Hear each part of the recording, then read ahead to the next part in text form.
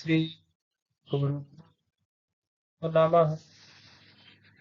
प्रिय विद्यार्थियों, 90 प्रश्नों तक का स्वाध्याय हम इससे पहले वाली वीडियोज में कर चुके हैं। इस वीडियो में हम 91 से 100 प्रश्नों तक का स्वाध्याय करेंगे। पहले वाले वीडियोज को आप प्लेलिस्ट में जाकर के देख सकते हो। पीवाईक्यू सीरीज के नाम से प्लेलिस्ट बनी हुई है, उसमें सारे पीवाईक्यूज आपको मिल जाएंगे। तो चलिए 91 से 95 क्वेश्चन तक एक गद्यांश दिया गया, उसको पढ़ेंगे और उसके प्रश्नों का उत्तर देने का प्रयास करेंगे। तो पहले एक बार गद्यांश पढ़ लें और उसके थीम को समझ लें, फिर आप प्रश्नों को पढ़ें और उसका उत्तर लगाने का प्रयास करें। प्राण एक ऐसी सूक्ष्म शक्ति है जिससे संपूर्ण ब्रह्मांड संचालित हो रहा है। समष्टि प्राण एवं व्यष्टि प्राण के भेद से ही प्राण दो प्रकार का है। प्राण सूक्ष्म शक्ति है, संपूर्ण ब्रह्मांडों से संचालित हो रहा है। समष्टि प्राण, व्यष्टि प्राण, दो भेद हैं प्राण के। समष्टि प्राण के द्वारा सृष्टि का कण कण स्पंदित हो रहा है और उसी प्रकार यह व्यष्टि शरीर भी प्राण के द्वारा ही संचालित हो रहा है। प्राण ही जीवन शक्ति के रूप में इस शरीर को गतिशील बनाए हुए है। ठीक है। शरीर में इसका प्रभाव नाड़ियों के माध्यम से होता है। नाड़ियों के द्वारा ही सभी क्रियाशीलताओं के क्रियाकलाप नियंत्रित होते हैं। नाड़ियों के द्वारा प्राण के प्रभाव में रुकावट होने पर शरीर में विषाक्त तत्व जमा होने लगता है। प्राण का प्रवाह सुचारू रूप से होने से शरीर से विषैले तत्व निष्कासित हो जाते हैं। परिणाम स्वरूप शरीर के सभी संस्थान स्वस्थ हो जाते हैं। प्राण के सुचारू होने से शरीर में लोच उत्पन्न हो जाता है।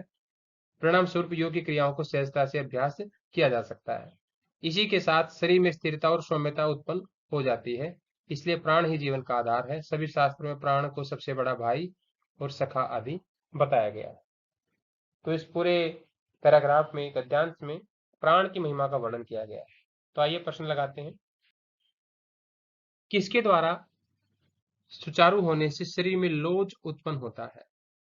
तो बताया गया है कि प्राण के सुचारू होने से शरीर में लोच उत्पन्न हो जाता है।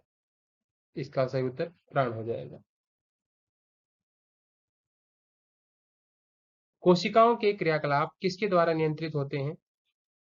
कोशिकाओं के क्रियाकलाप के लिए बताया गया कि नाड़ियों के द्वारा ही सभी क्रियाशीलताओं के क्रियाकलाप नियंत्रित होते हैं। नाड़ियों के द्वारा, सेकंड ऑप्शन इसका करेक्ट होगा हमारा।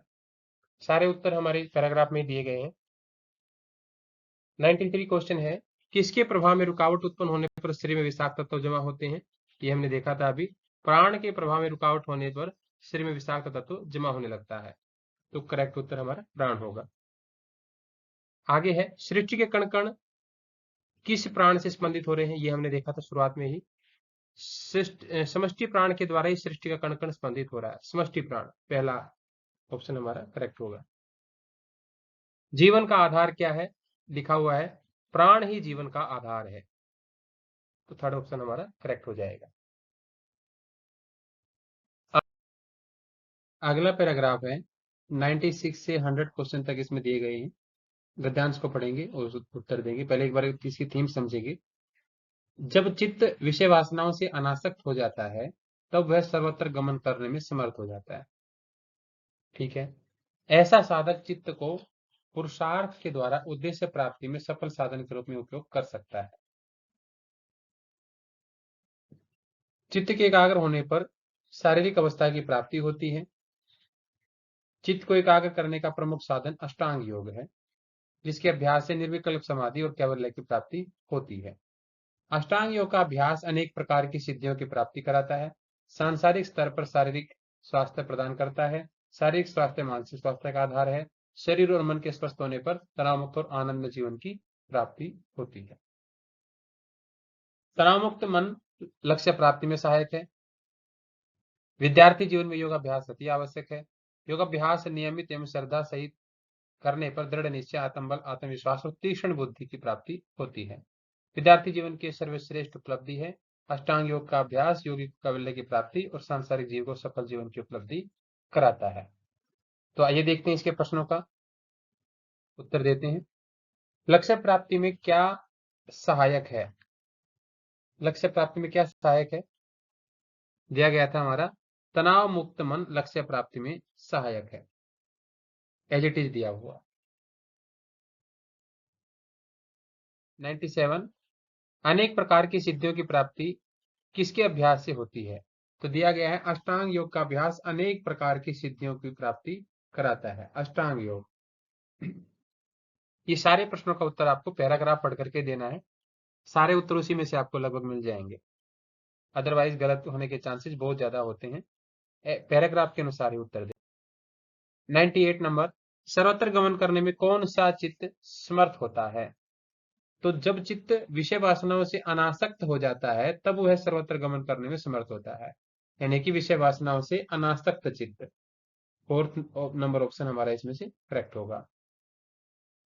आगे है 99, शरीर एवं मन के स्वस्थ होने पर किसकी प्राप्ति होती है? तो यह दिया गया था, शरीर एवं मन के स्वस्थ होने पर तनाव मुक्त एवं आनंदमय जीवन की प्राप्ति होती है। तो तनाव मुक्त तो यहाँ पर है नहीं, तो आनंदमय जीवन ऑप्शन में है, तो आनंदमय जीवन करेक्ट हो जाएगा। 100 नंबर, अष्टांग योग किसका प्रमुख साधन है? तो आपको पहले पैराग्राफ में देखना है, अष्टांग योग चित्त को एकाग्र करने का प्रमुख साधन अष्टांग योग है। चित्त को एकाग्र करने का, यहाँ पर क्या आएगा, चित्त को वशीभूत करने का प्रमुख साधन बताया गया है।